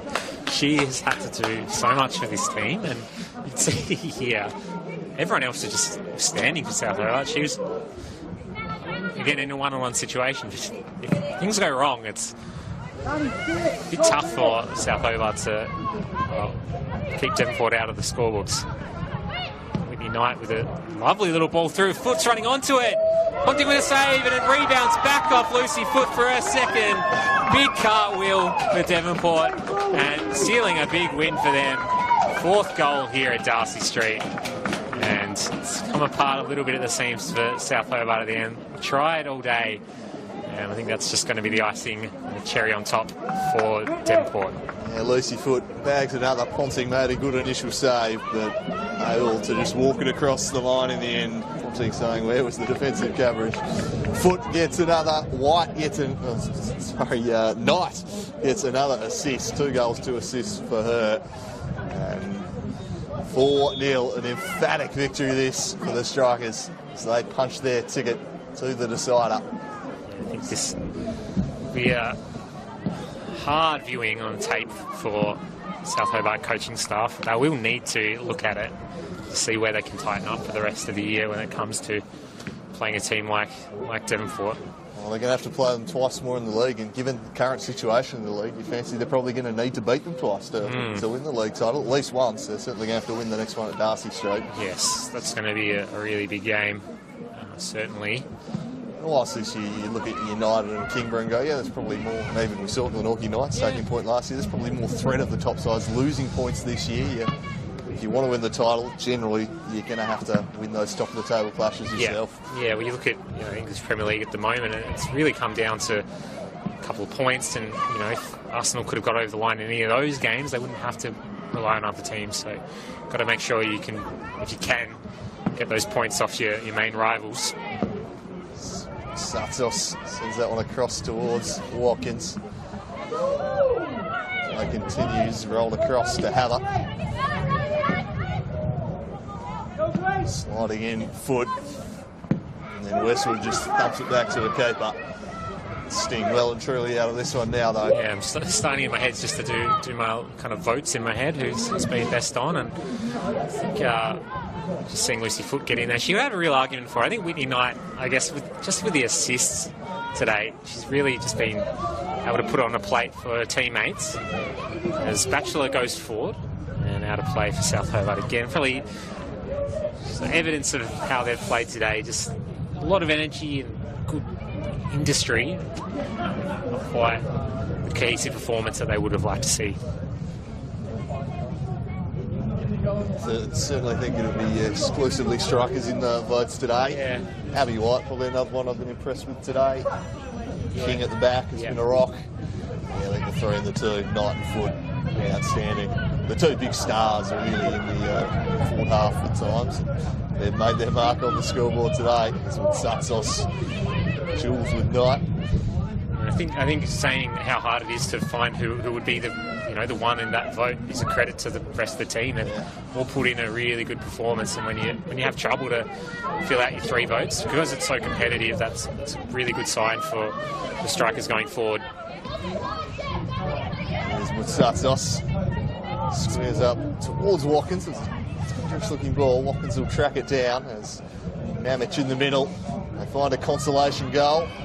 Well, sums up the afternoon really for South. Yeah, almost the only argument I would have, I don't think that would get a 1 vote, but like Westwood and Wright, even though it has been a 4-0 loss, they've had so much to do, and they've really done well when they've been put in those one-on-one situations. But again, at the same time, when they've made little mistakes, that's been goals. And as hard as it is when you're isolated against a quality player like Whitney Knight, if you're going to win a game against her, you're going to have to win those duels or put more players around her, and they just haven't managed that threat well enough today. So that one's cleared away. 4-0, freezing temperatures. That just screams 1 additional minute of added time for me. Alex, we'll see if Mr. Jussi agrees. Yeah. No need for copper time here today, that's for sure. Sartos flicks it back. To be fair to Devonport, they've been pretty respectful. Haven't really taken much time out of the game intentionally. I don't think there's much need. There's been a few knocks here and there for sure, but nothing that's really been egregiously long. Hobart trying to get in behind South, just trying to find something. And their hats on the scoreboard here this afternoon. Shut out so far. Mutsatsos rolls it through for Hobart. It's added some good energy since coming on, but just not refined that end product in the final third. Afternoon long. It'll be the Strikers and the Lions in the final. You mentioned they played recently. Was it 2-1 with Whitney Knight scoring the winner late on in that one, I think. Yeah, it was. It was similar to their second goal today, but roles reversed. Lucy Foot with an excellent little back heel just like that, and put Knight in for a good finish. And Sims 1-on-1 with Wright. Wright does well to get through there, but Sims with good battling. She'll hit that one well and find the top corner and make it 5 for Devonport. Grace Sims with a cracker of a finish. And Devonport Strikers fans very happy with today, and that is just, well, evidence of how well they've played today. 5-0 and 5 stars for this performance. They have been outstanding, and there's the pick of the goals from the substitute Sims, who's added plenty since coming on. She's been fantastic, and that's a wonderful goal. Just persevered, pressured, won it back, and then absolutely thumping strike. Beats Ponting up high. Wonderful goal, wonderful performance. See you on Cup Final day, Devonport. Talked about how she's kind of a development player for Devonport. She has a lot of pace as a substitute, super sub almost. Could find a role in that way when legs are tired, and she could put in that sort of effort and the finish too. Wow. Yeah, it's all coming up strikers today. Yeah, this is emphatic, and you wonder about the psychological impact of this end scoreline in the league campaign to come ahead. It was Tom Ballantyne mentioned how important it was to have got that win in the league early in the year, just to be able to say, yep, we've got one over them in an important league game. Well, now that they've beaten them twice in a row and emphatically on their own turf, there might be a few mental demons that South are going to have to be dealing with ahead of the next one. Yeah, I think as a coach, it will just give you so much confidence to, especially how the game plans sort of come off. Like it's been a really solid kind of. They haven't played just on the break, and it hasn't been super defensive, but they've been solid, and they've seen where South Hobart are weak, and they've taken apart that weakness. It might get better still as Whitney Ida just drifted offside, because it's a chance for a 6th there, lining up the strikers. Westwood to right in the dying embers of this one. Certainly not a scoreline I think anyone would have predicted heading in to this clash, as Josie Mamich turns away, but again Abby White's there just to break it up, deny them. Moutsatsos loses a footing, cleared away. There is the final whistle. A dominant display from the Devonport Strikers at Darcy Street. They booked their spot in the cup final in the most emphatic of fashion. 5-0, a thumping here. South Hobart just couldn't get it going today. The Strikers with a massive win, and they will enter that cup final against the Lions as big favourites. Yeah, totally. It's, as you said, a dominant display today here at Darcy Street. Doesn't really get much better. Some of the goals they've seen, and just the way they set up, it's just really, really impressive. And geez, that's a big signifier for the league, but also for the cup. I think, teeing up one with the Lions in a couple of weeks, it should be a good game, but geez, if they can implement the game plan like they did today, it'll be hard viewing as a Kingborough Lions supporter, seeing that Devonport have just beat South Hobart 5-0. Yeah, it's a real warning shot, not just in this competition, to come down on the road and score such an emphatic victory. That is a seismic result. And the Devonport Strikers through to the final. They will meet the Kingborough Lions in a couple of weeks' time. We'll have that one for you, a massive cup final Monday headed your way. You know, one of the matchups will be Devonport and Kingborough. Maybe their men's side will be able to join them. They'll be playing Glenorchy Knights tomorrow up at Valley Road. Bill Douglas will be on that one.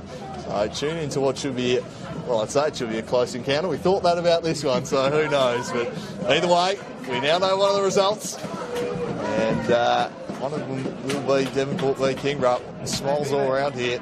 And as you mentioned, I just think a tactical masterclass from Tom Ballantyne, Matt. Yeah, and credit to the girls for implementing that really well, and such a strong defensive line, and then just add that little sprinkle of class of the likes of Whitney Knight, and just very even team performance. Really, everyone had a good game and did something for them, and that's what you want to see as a coach. Just players implementing what you've sort of seen during the week and that high effort. So they'll be absolutely stoked with that. I will indeed. Hope you've enjoyed the coverage of this semi-final. I'm going to go thaw out now. It's been a cold one at Darcy Street, but a red-hot performance that was from the Strikers. A 5-0 victory. They're into the final. Thanks for tuning in. Of course, Devonport v Glenorchy in the Lucky Cup tomorrow. Do tune into that one. But for myself and Alex Mummery here at Darcy Street, it's bye for now. Yes, we do.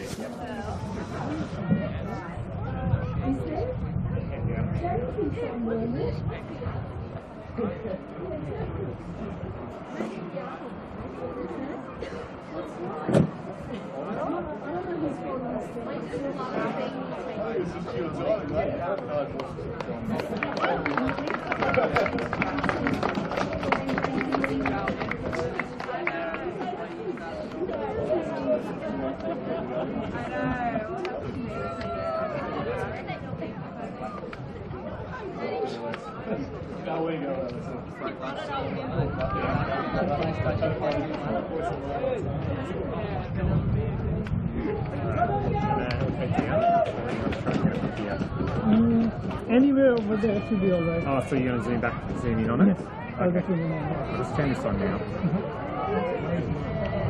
You want to help with the interview?